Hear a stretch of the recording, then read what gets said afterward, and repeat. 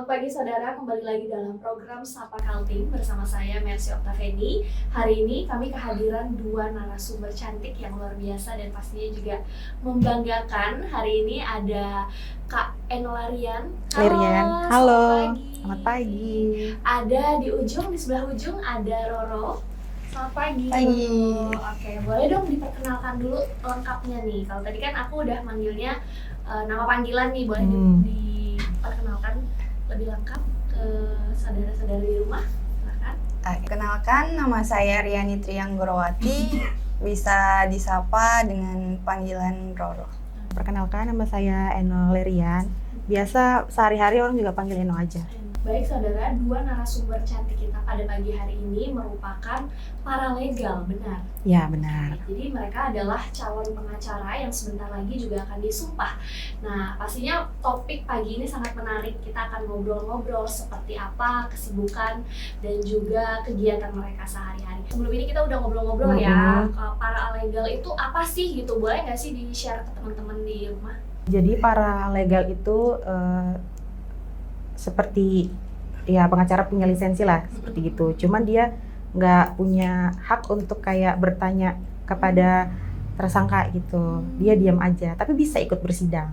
Berarti ibaratnya hak-haknya masih terbatas ya? Benar. Oke. Saya lebih penasaran juga nih tentang background pendidikan. Jadi untuk seorang pengacara sampai dia di titik menjadi pengacara itu pendidikannya apa aja sih yang harus ditempuh? Silahkan Kak Roro. Kalau mau jadi pengacara itu kita harus kita lulusan sarjana hukum, kemudian kita mengikuti yang namanya ujian profesi advokat atau pendidikannya dulu yang dinamakan PKPA. Habis itu kita melakukan UPA, itu ujian profesi advokat, dan kemudian kita penyumpahan. Nah, sebelum penyumpahan itu kita wajib mengikuti yang namanya magang selama 2 tahun gitu. Kurang lebih 2 tahun. Dan ada usia batasan juga 26 ke atas kalau nggak salah ya. Gitu. Berarti prosesnya sebenarnya cukup panjang ya. Iya. Kalau dari rentang waktunya sendiri nih, kita kuliah aja udah 4 tahun sampai PKPA dan sebagainya, itu biasanya normalnya itu habisnya berapa tahun sih, Kak Eno? 2 tahun mungkin. Karena kan magang 2 tahun dulu. Biasanya bisa PKPA dulu atau magang dulu baru ikut PKPA baru ujiannya. Sekalian untuk menunggu penyumpahan. Berarti kurang lebih 2 tahunan ya. 2 sampai 3 tahun. 2 sampai 3 tahun setelah. Itu di luar kuliah ya. Di luar kuliah 1 ya. ya. Anggapannya berarti sekitar 6 atau 7 tahun lah ya. Bener. Kalau sepaket sama sarjana hukumnya gitu. Itu kalau soal pendidikan. Kalau misalnya soal kesibukan saat ini nih, kalian nih sibuknya apa sih sekarang gitu kan? Kan tadi udah paralegal, nah itu kegiatannya seperti apa sih? Apakah masuk kantor kah atau menemani klien kah atau seperti apa? Kita setiap hari ya nangani kasus. Kayak klien datang ke kantor atau kita yang datangi klien yang kayak sudah punya janjian gitu. Kalau sudah sepakat sama kita kan, kita ngedampingi gitu. Kesibukan kita sehari-hari masih itu sih. Kalau untuk bersidang kita belum bisa. Belum bisa.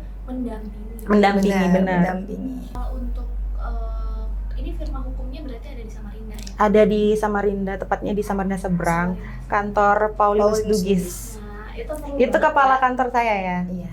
Perlu dicatat nih buat saudara-saudara kita di rumah, mungkin ada perlu bantuan hukum dan lain-lain. Sudah terkenal kok dia. Oh iya, mantap. Mantap. Bisa cari di Google. Man Parisnya Samarinda. Berarti emang udah di tempat yang tepat ya. Tepat banget. Oke. Saya juga dengar bahwa kalau pengacara tuh banyak banget juga organisasinya. Nah, kalau Eno dan juga Roro sendiri itu saat ini tergabung dalam organisasi apa? Kalau kami saat ini bergabung dengan organisasi advokat yang namanya Ferrari, Federasi Advokat Indonesia, dan kebetulan juga ketua DPD-nya Bang Paulinus Dugis. Iya, kepala kantor kita sendiri. Kepala kantor kita sendiri. Berarti emang udah langsung di circle di zona yang iya, sama benar. gitu. Sebagai orang yang tidak berkecimpung dalam dunia hukum nih, ini juga adalah salah satu pertanyaan saya pribadi. Kalau untuk klien, ketika seperti contoh misalnya saya terkena kasus gitu kan, ketika saya datang ke suatu firma hukum, itu apakah saya bisa memilih pengacaranya sendiri sesuai yang saya mau, mungkin saya kenal, atau itu ditentukan, jadi dipilih apakah memilih seperti itu? Kalau menurut saya sih terserah klien ya. Jadi kalau misalnya klien itu datang ke kantor kami, nanti biasanya itu menceritakan dulu case-nya apa, kasusnya apa, seperti itu kan. Nah, baru nanti kalau kita bisa menangani atau kita punya celah untuk membela hak klien kita, itu nanti ada yang namanya ikatan kita dengan klien, yaitu dengan menandatangani surat kuasa yang kita buat dari kantor kita gitu. Terus apakah ada boundaries atau batasan setiap pengacara, misalnya dia hanya menangani kasus yang spesifik ini, kemudian pengacara yang lain dia kasus spesifik ini, apakah ada seperti itu, atau sebenarnya semua pengacara tuh bisa menangani semua kasus?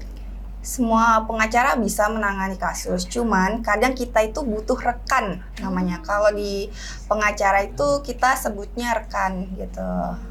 Lebih tepatnya kan kita nih satu kantor. Kalau misalnya ada kasus yang mau masuk ke kantor kita nih rekan. Kita satu tim. Jadi walaupun dia mau milih, tetap aja kita kerja dalam satu tim. Kita semua bekerja gitu. Berarti untuk Eno dan juga Roro pernah menangani case yang sama bersamaan seperti itu? Ya, karena kita satu kantor, kita rekan, pasti kita menangani kasus yang sama. Partneran. Iya, benar. Oke. Kita satu tim. Kalau sebagai pengacara itu ya, saya tuh pernah dengar kata bahwa sebagai pengacara itu ibaratnya kaki tuh sebelah di neraka.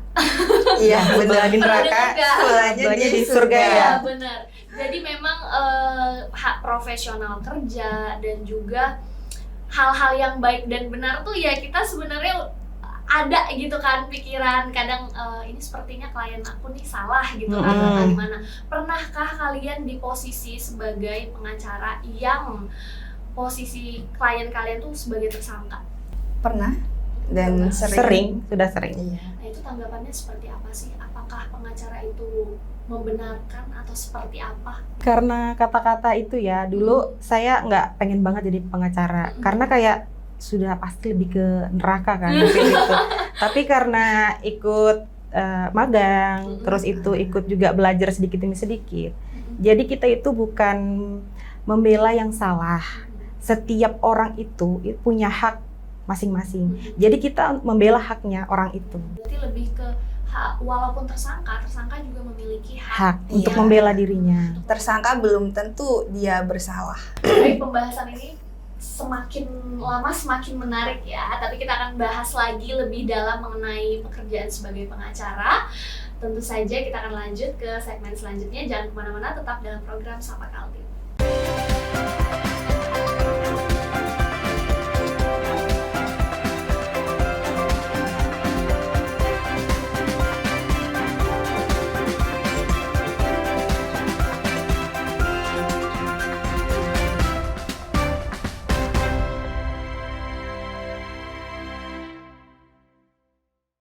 Saudara, kembali lagi dalam program Sapa Kaltim, masih bersama saya Mercy Oktaveni dan juga dua narasumber kita yang luar biasa. Tadi di segmen pertama kita sudah mulai masuk membahas mengenai beban dan juga tanggung jawab seorang pengacara, dan juga ternyata luar biasa sekali ya dan semakin menarik pembahasan kita. Bicara mengenai beban dan juga tanggung jawab besar yang diemban oleh pengacara dalam beberapa kasus, apakah kalian pernah mengalami seperti pengancaman atau tekanan dari pihak tertentu? Kalau dari pengalaman kita berdua ya Roy ya, belum ada sih, ya mudahan jangan sampai lah.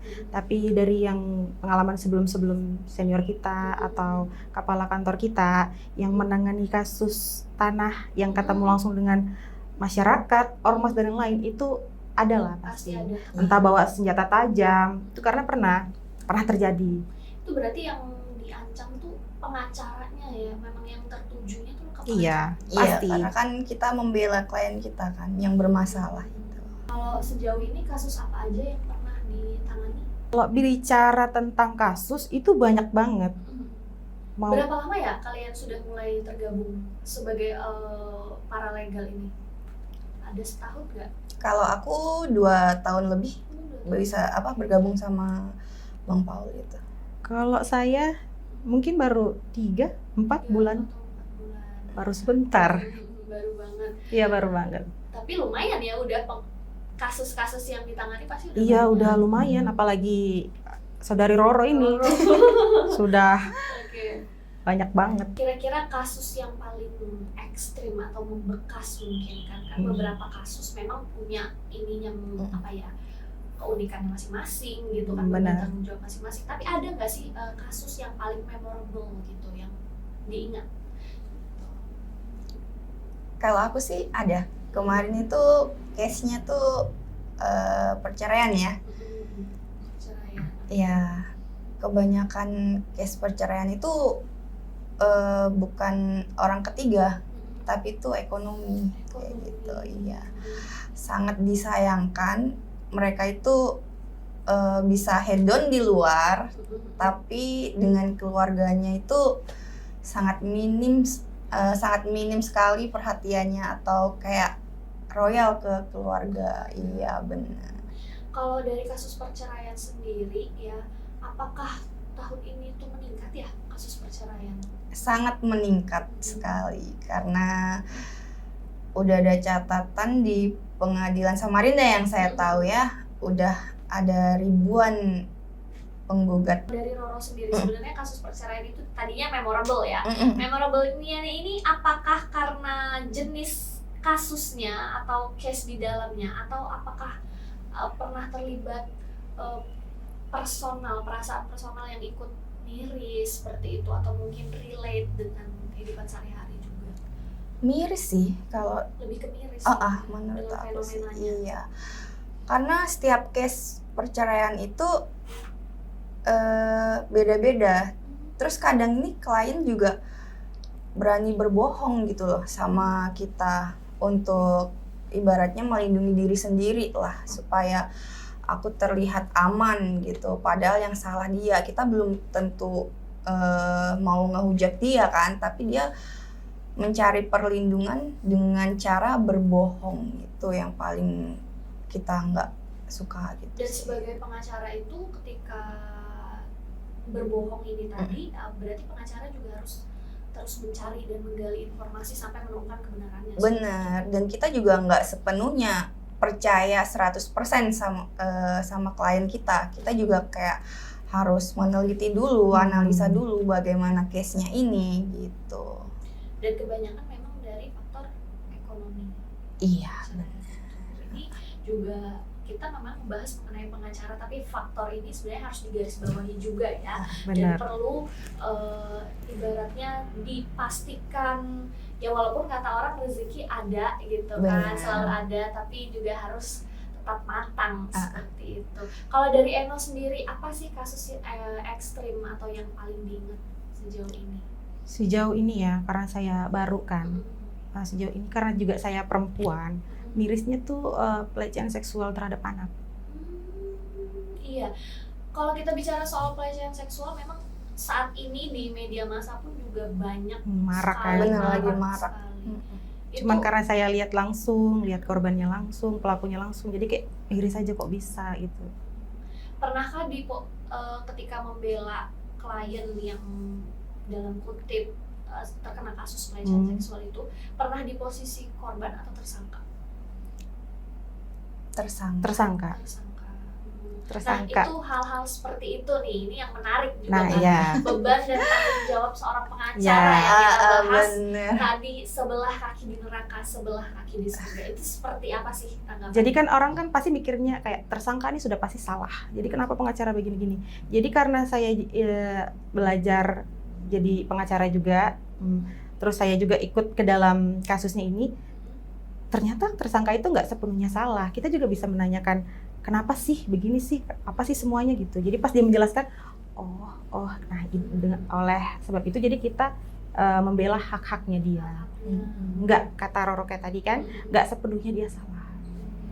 apalagi sekarang ketika kasus pelecehan seksual itu naik ke media massa, kadang memang ada, saya lihat tekanan-tekanan berlebihan dari media ataupun ibaratnya netizen seperti itu, atau mungkin apalagi asumsi-asumsi masyarakat yang liar ya mengenai tersangka. Itu juga berarti pengacara harus terus membela ataupun juga mendapatkan hak-hak dari tersangka itu. Iya benar. Jadi buat kayak netizen di luar, janganlah sembarangan kayak ngomong. Cari tahulah dulu kebenarannya. Siapa tahu mentalnya sampai rusak atau gimana kan kita nggak tahu. Lebih pintar lah sedikit ya kalian sebagai netizen. Ini salah satu advice juga ya. Karena dalam kasus saat ini, apalagi maraknya media sosial dan juga media massa, itu kadang ya itu seperti yang saya bilang tadi, asumsi-asumsi liar itu juga bisa mengenai, terkena sampai ke pengacaranya juga gitu kan. Ada beberapa kasus yang kemudian sampai berganti-ganti pengacara gitu kan. Iya benar. Dan ada fase dimana katanya sih ya pengacara sampai kena mental gitu kan ya. Itu udah pernah dilalui nggak yang seperti itu? Kita sih sudah diajarin di kantor ya, khususnya kantor kita, nggak tahu yang lainnya. Mental kita tuh sudah diajarin. Jadi apapun yang kita harus kuat. Mau omongan orang, mau sikap orang, sudah diajari di kantor. Ya Paulinus Dugis yang ngajarin. Oke, lu diikat ya. Jadi ospek duluan Sudah di ospek di kantor tuh setiap hari kita di ospek. Ya, jadi karena mental kami aman. Ya tujuannya dia ngelatih mental kita, bukan untuk menjatuhkan tapi melatih. Kita juga, saya juga penasaran sih, pengacara, menjadi seorang pengacara itu kan pastinya satu, prosesnya panjang, dan pekerjaannya juga bebannya bisa dibilang high risk lah, resiko tinggi. Kalau untuk kalian sendiri nih, apakah fee dengan beban tanggung jawab itu selaras, worth it kah, atau seperti apa sejauh ini? Kalau yang jadi pengacara juga di luar sana pasti tahu lah. Balance lah. Balance ya, Iya, memang. Kan banyak nih kita lihat kalau pengacara di luar sana kelihatannya. Jadi kan kita bisa tahu tuh fee-nya dia. Tapi biasanya buat semua pengacara itu nggak kadang tuh kita pakai hati. Ya. Kalau misalnya ada orang yang punya kasus, dia itu kayak low, ibaratnya gimana ya bahasanya? Bukan low profile, aku punya tapi kasus kayak nih begini, tapi aku nggak kurang punya mampu, biaya. Ya. orang kurang mampu gitu. Nah, Kita nggak punya biaya, kita adanya segini. juga bisa menyediakan bantuan gitu. Berarti sebenarnya ya tujuannya ya walaupun bekerja mencari uang, tapi juga sebenarnya Ada sisi mengurangi, benar. Membantu orang. Iya. Jadi sebenarnya menjadi pengacara itu selain juga passion ya, tantangan itu juga sebenarnya memicu atau memacu untuk menjadi lebih baik lagi. Pastinya semakin banyak kasus, pastinya jam terbang makin naik juga ya. Iya benar. Luar biasa sekali, semakin menarik nih. Kalau kita tadi udah bahas mengenai job desk, tanggung jawab dan juga pengalaman personal dari dua calon pengacara luar biasa pada pagi hari ini. Nanti kita akan membahas lagi tentunya apa sih yang memotivasi mereka menjadi pengacara. Jangan kemana-mana, tetap di Sapa Kaltim.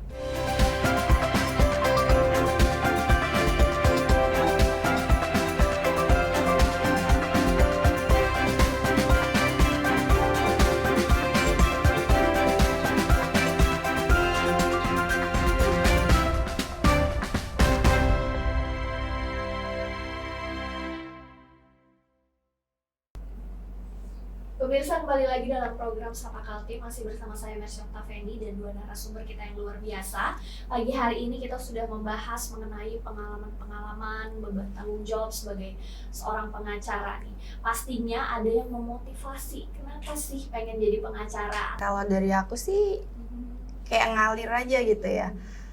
Tapi menurut aku advokat itu lebih menantang gitu. Kita tahu case-nya orang, kita bisa membantu gitu. Soalnya pertama kali dulu tuh aku juga mau coba ke notaris. Sempat juga aku kerja di notaris. Cuman kayak aku pikir nggak ada tantangannya nih. Soalnya aku anaknya tipikal suka yang apa ya? Menantang. Ya, suka suka tantangan kayak gitu loh. Gitu Benar. ya. Nah, terus aku ada cek-cek Instagram gitu kan. Ada juga senior aku yang namanya Mbak Sepni. Aku gabung di kantor itu karena ajakan beliau gitu. Jadi sebelum ajakan itu aku tuh sering mantau di Instagramnya PD Law kantor kita sekarang itu. Aktivitasnya banyak banget ya, seru banget ini kayaknya. Terus akhirnya aku coba DM ke Mbak Sepni itu. Akhirnya beliau bilang, coba datang aja ke kantor, main-main dulu Ro, kayak gitu kan. Akhirnya datang ke kantor, terus ketemu Bang Paul, ngobrol-ngobrol, akhirnya gabung gitu. Iya. Berarti sebelumnya sebenarnya sebelum lulus itu masih bingung ya, mau ke arah mana nih? Bener. Notariatan atau advokat? Iya. Gitu. Kalau dari Eno sendiri, apa nih yang paling memotivasi? Kenapa bisa menjadi terjun sebagai pengacara gitu? Sebenarnya nggak ada, cuman karena paksaan dari kakak sama orang tua. Wih, Ya. oke. Karena kerjanya nggak mau yang kayak itu, yang kata-kata tadi. Kalau di kuliah teman-teman, pengacara itu sebelah di surga sama di neraka, jadi kayak nggak pengen banget. Tapi karena disuruh, ya udahlah masuk. Tapi seiringnya waktu kok nggak seperti apa yang diomongkan. Sudah seru, baik, karena kita sering bantu orang gitu. Jadi Gitu sih. sebenarnya ada ini juga ya, apa sih? Iya. Hati nurani yang Ya, terjelas. karena sudah masuk ke dalam dunia advokat, jadi ternyata nggak seperti itu kok yang dikatakan. Ternyata baik banget, bantu orang gitu. Kalau Eno sendiri berarti kalau dari keluarga emang semuanya advokat? Oh enggak, saya sendiri wanita Mantap. juang. Luar biasa. Berarti motivasi awalnya keterpaksaan gitu kan ya, tapi Keterpaksaan. lama-lama Jadi nyaman. jadi nyaman, betul. Jadi sebenarnya juga kadang kita tidak menahu, kita tidak tahu Benar. kecuali kita terjun sendiri. Benar. Hal itu gitu. Nah, kalau dari perjalanan karir sendiri ini agak review sedikit gitu kan ya. Sampai saat ini menjadi calon pengacara yang sebentar lagi disumpah ya, Januari. Nah, ini perjalanan karirnya boleh nggak sih Rora ceritain dulu nih gimana sih perjalanannya gitu kan sampai di detik ini, dari pendidikan dan lain-lain. Kalau dari aku sih berawal jadi atlet. Oh, atlet. Iya. Oke, itu kapan tuh sekolah? Sekolah, kuliah juga masih. Atlet apa itu? Angkat berat. Serius? Serius Iya. banget. Serius? Iya, Sudah, kejuaraan terakhir kemarin itu PON Papua. Itu Iya. weightlifting nggak sih? Bukan. Beda. Ada angkat besi dan angkat berat. Nah, yang membedakan itu di besinya. Kalau angkat besi, dia itu pakai besi yang ada rubbernya, yang karet itu. Oke. Kalau angkat berat, dia itu pakai besi buta. Dan jenis angkatannya juga beda. Kalau di angkat besi itu, kalau nggak salah ya, snatch dan clean and jerk. Kalau di angkat berat itu ada squat, bench press, dan deadlift. Ada 3 jenis angkatan. Oke, ini menarik nih ya, dari atlet ke pengacara itu gimana gitu, korelasinya seperti apa sampai bisa terjunnya jauh banting setir gitu. Ngalir aja, gitu. Iya. Terus punya mindset juga sih, kayak di dalam hatiku tuh sama kayak mikir gitu. Nggak selamanya badanku ini fight terus gitu, nggak selamanya juga aku bakal jadi atlet dan bisa berpenghasilan di sini. Jadi akademikku juga harus ku naikin. Nah, bener, akhirnya aku ikut pendidikan advokat itu gitu. Pertama waktu kuliah S1-nya ambil di mana? Di Hukum Universitas Mula Warman. Oke, satu alma mater ya kita ya. Oh, ternyata satu alma mater. Oke, baru Iya. itu masih menjadi atlet pada saat Masih. Oke. Yang benar-benar stop banget sampai terjun ke pengacara itu Habis Porprov, kejuaraan Porprov di Brau. tahun berapa itu? 2000 berapa ya? 2022? Iya, bener kalau nggak salah 2022. 2021 ke 22. Iya, 2021 mau ke 22 ya. Iya, itu akhir. Nah, habis itu fokus ke advokat. Iya. Kalau mengambil jurusan hukum sendiri itu memang dari hati kah atau yang penting kuliah aja gitu? Kalau dulu itu maunya sih di Penjas ya, karena JOK ya. karena kan kita basicnya olahraga, cuman tesnya itu lolosnya malah di hukum. Ya sudah, ngobrol sama orang tua kan, akhirnya nggak apa-apa lah, kamu nggak bosen kah olahraga terus, sekali-sekali di keluarga kita juga ada yang bikin sejarah gitu. Soalnya di keluarga aku sendiri mayoritas atlet. Bener, jadi satu banting setir ya. bener. Jadi pastinya harapannya sih semoga makin melejit lagi. Amin. Kalau Eno sendiri sebelumnya apakah monoton nih, memang akan dirancang sebagai advokat atau Enggak juga. Jadi dulu mau kuliah tuh di Kesmas Unmul. Oke. Ya, Kesehatan karena masyarakat. karena kan memang basicnya IPA, anak IPA ya. Karena nggak lulus, jadi kakak saya ini katanya nanti saya uruskan. Kirain mau uruskan tuh yang kayak tetap di kesehatan. Disuruh lah ke Universitas 17 Agustus tes di situ, lulus dan hukum sampai sekarang. Oke, sampai sekarang. Jadi memang Lulus. Dia berpengaruh besar dalam hidup saya. jadi sebenarnya tidak apa ya, banting setir tidak melulu buruk ya. Iya. Enggak, betul sekali. Oke, ini luar biasa sekali ya. Mungkin teman-teman yang di luar sana ada yang lagi kuliah nggak lulus sesuai jurusannya, barangkali memang rezeki kalian udah diatur Memang, di ya, atas benar. gitu ya. Nah, boleh nggak sih dikasih sedikit motivasi atau closing statement nih ke teman-teman yang ada di rumah atau adik-adik kita yang mungkin pengacara generasi selanjutnya? Dari aku pribadi ya, bukan mengarah ke advokatnya, cuman lebih ke ngasih support lah. Jadi apapun yang kalian lakukan dengan baik, gitu Apapun aja yang sih. kalian lakukan dengan baik. Iya, pasti hasilnya bagus. Oke, luar biasa. Kalau Eno sendiri nih, boleh nggak sih dikasih motivasi ke teman-teman di rumah? Kalau saya karena saya perempuan, jadi memotivasi buat perempuan-perempuan di luar sana juga ya. Perempuan yang kuat dan hebat itu bukan perempuan yang cuma bisa bela dirinya, tapi juga bisa membela orang lain. Luar biasa, woman empowering ya. Sekali. Jadi dari kita udah bahas banyak banget nih topik dari segmen 1 sampai segmen 3 ya. Kita udah bahas mengenai pendidikan, beban yang paling memorable buat saya sih, dan juga ini ada insight luar biasa buat kita semua ya mengenai beban dan tanggung jawab seorang pengacara. Bagaimana caranya tetap menjadi orang yang baik walaupun orang bilang bahwa pengacara itu posisinya kaki sebelah di neraka, kaki sebelah di surga gitu ya. Dan kita juga ini juga salah satu informasi yang netizen atau halayak umum perlu tahu, bahwa kalaupun pengacara posisinya membela tersangka, pengacara hanya membela atau memberikan ibaratnya hak-hak yang harusnya didapatkan oleh tersangka. Ini luar biasa sekali. Terima kasih kepada Eno dan juga Roro yang sudah mau memberikan informasi luar biasa, sharing-sharing luar biasa untuk saya pribadi dan juga saudara-saudara pecinta Sapa Kaltim di rumah. Oke, saya ucapkan terima kasih sekali lagi telah hadir pada pagi hari ini dalam program Sapa Kaltim. Kita akhiri. Jangan lupa tetap saksikan program Sapa Kaltim di episode-episode selanjutnya hanya di Kompas TV, independen terpercaya.